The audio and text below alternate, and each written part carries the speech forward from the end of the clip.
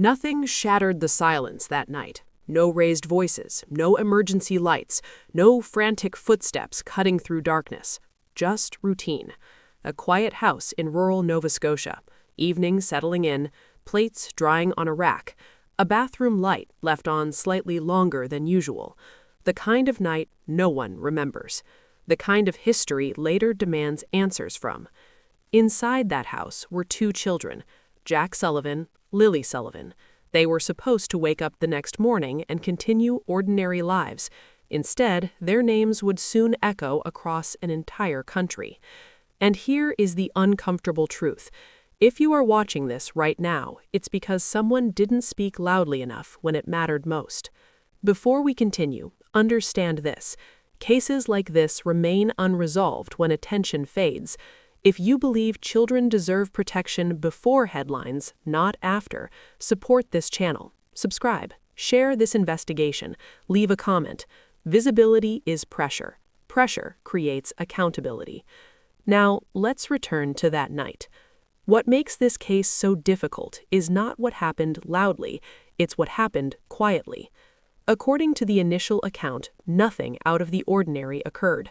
No reported arguments, no emergency calls, no urgent searches in the early hours, just a household settling in to sleep.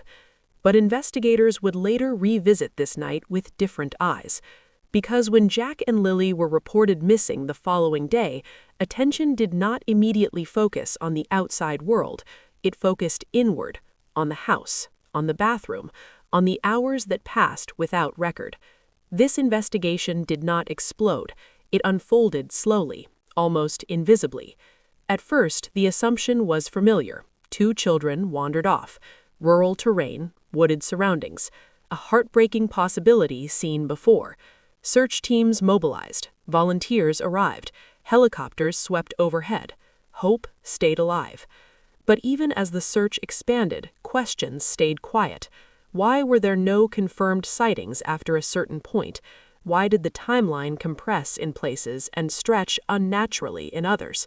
Why would investigators months later return their focus to this very night? The bathroom, the house, the silence. At the time, none of this was public, but this night would become the anchor point of an investigation that slowly changed direction. Because sometimes the most important moment in a case isn't when the alarm is raised, it's when no one raises it at all. Long before May 2nd entered public records, there were signs. They didn't appear at a police station, they appeared at school.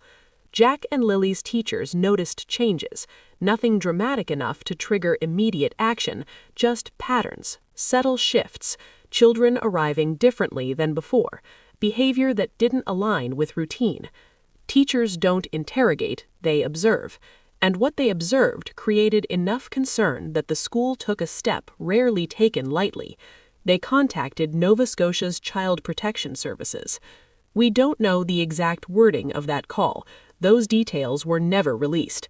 But we do know what followed. A child protection worker visited the home months before the disappearance.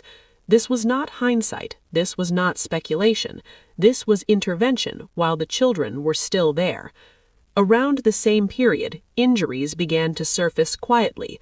A photograph posted online later showed Jack with a black eye. The date mattered, December 13th, 5 months before the disappearance.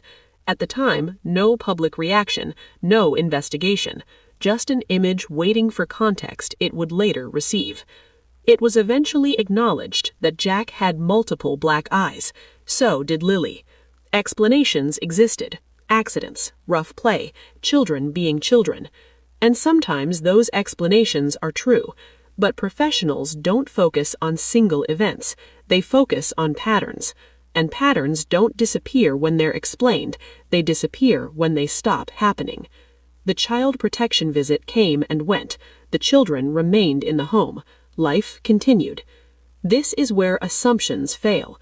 Leaving is not always simple. There were relatives, there were discussions, there were plans. At one point, a truck was reportedly ready. Then, nothing changed. Why someone stays in an environment others see as unsafe has no single answer. Fear, control, exhaustion, hope that tomorrow will be different. Inside the home, every concern had an explanation. Bruises had reasons, behavior had context, tension had excuses. And when everything has an explanation, urgency fades. What stands out now is not one shocking moment, it's how many chances existed for someone to say clearly and decisively, "This is not acceptable." Instead, concern stayed in conversations, in warnings without authority, in systems that visited but did not remove. Jack and Lily stayed, and safety depends on adults choosing discomfort over delay. The last independently confirmed moment of life is brief. Security footage from a Dollarama shows Jack and Lily walking with their mother. No panic, no visible distress, just children in a public space, unaware this would become the final verified image tied to them. After that, certainty ends. No confirmed sightings, no neighbors recalling play or movement, no digital footprints placing them elsewhere. Phones that once showed activity went silent. Eventually, a 911 call was made. On paper, it appears delayed. In context, it feels heavier. Investigators don't jump to conclusions, they map time, and this timeline does not flow naturally. Why was there no immediate alarm? What occurred during those silent hours? Who knew what and when? Explanations were offered, confusion, assumptions, belief the children were nearby. But belief does not anchor investigations. Evidence does. And here, the anchors are few. The store footage, the emergency call. What lies between them remains unverified. Absence does not prove wrongdoing, but it creates unease, because time is everything, and silence reduces options. Months later, the investigation changed posture. Search efforts gave way to examination. Investigators returned to the home, not as a place the children left, but as a place that required complete understanding. This shift matters, because it means the focus moved from where they went to what may have happened. Investigators don't rush at this stage. They document, they measure, they reassess. Every room, every surface. According to reporting, advanced forensic techniques were used, not destructive, not dramatic, precise, designed to detect what cannot be seen. Was there evidence of an incident? Was something altered? Did the physical environment align with established facts? Investigators narrow possibilities carefully. They eliminate explanations that no longer fit. This is not resolution. This is reassessment. When everything else is stripped away, what remains are two children, not headlines, not speculation. Jack, Lily.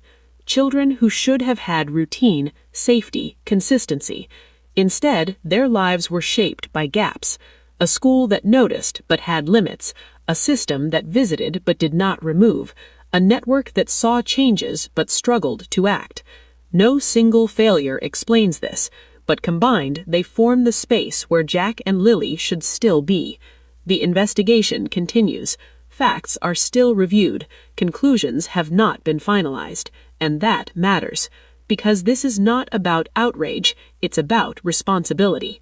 If this investigation stays with you, let it do so properly. Support verified reporting, reject speculation, keep attention where it belongs.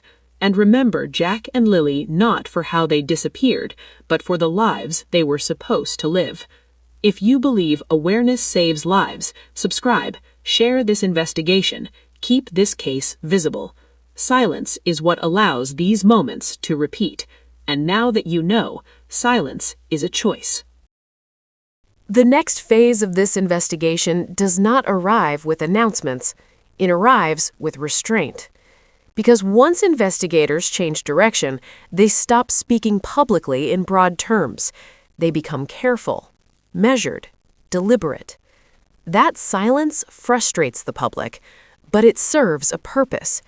At this stage, every word carries consequence. What became clear over time is this.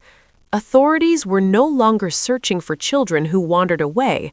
They were reconstructing a sequence that may have already concluded before anyone asked questions. And that realization should sit heavily with you.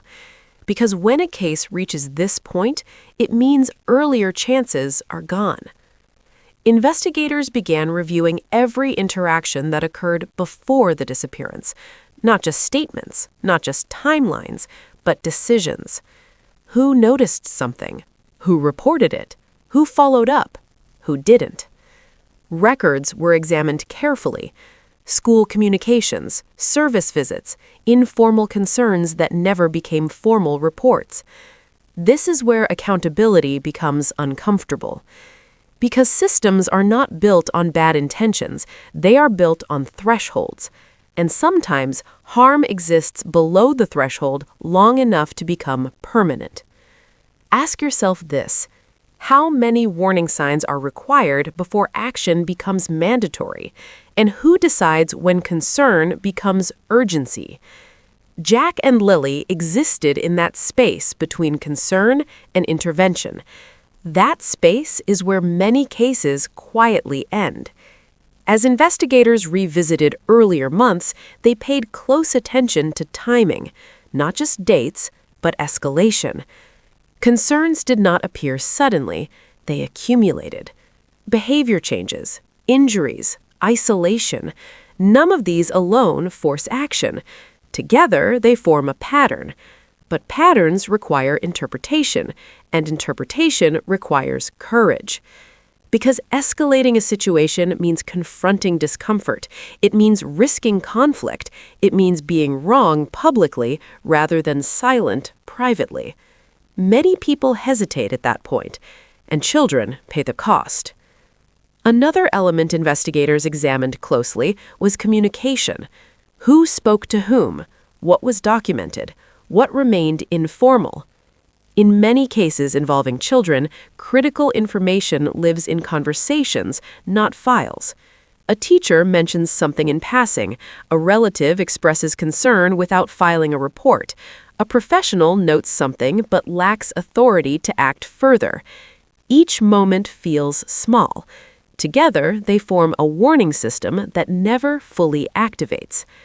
Jack and Lily moved through those moments. Seen, not escalated. And that should make every adult watching this uncomfortable. Public attention often focuses on the moment a child is reported missing, but investigators know the real answers usually exist before that call. In the days following the Dollarama footage, routine continued outwardly, but internally, devices went silent, movement stopped. This absence matters. Not because it proves intent, but because it removes alternatives. Investigators work by exclusion. When explanations disappear, attention narrows. And when attention narrows, the margin for doubt shrinks. That is why this case no longer rests on speculation, it rests on alignment. Does the physical environment match the narrative? Does the timeline support the explanation? Do behaviors align with ordinary life continuing? When enough answers lean the same direction, investigators don't announce conclusions. They adjust focus, quietly. At this stage, you may feel the urge to assign blame. That impulse is human, but responsible examination demands something harder.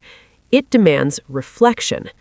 Because this is not only about one household, it is about how many times warning signs are rationalized, how often concern is postponed, how frequently discomfort is avoided.